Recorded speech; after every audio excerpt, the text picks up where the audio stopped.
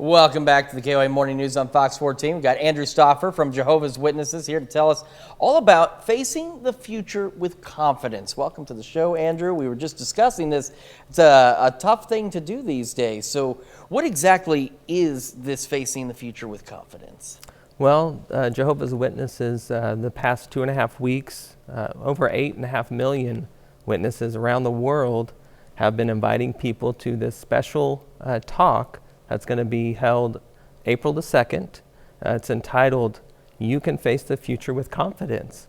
And so this really is a message from the Bible that gives people hope for the future, something better, and that's what people need, really, a hope for the future today. And so along with that, another special event is going to be held on April the 4th, Tuesday night, in many locations all around the world. And it's going to be the memorial of Christ's death. So both programs really are for all people. It's something that can benefit them, help them see what the Bible has in store for the future for mankind.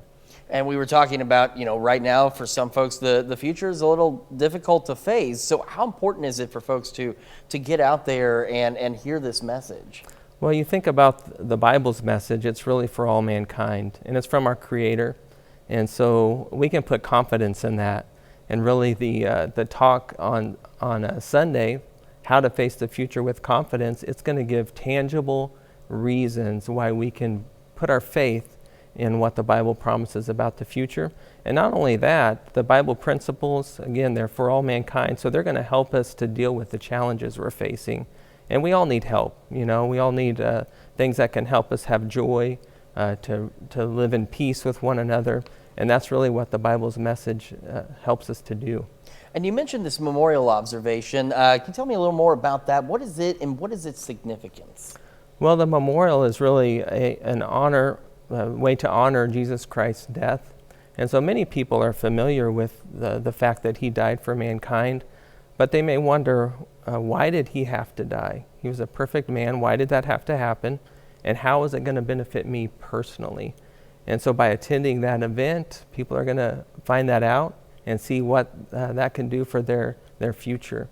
So in essence, both of these will help some folks try and face that future with a little more confidence out there, give them a little more hope. Definitely.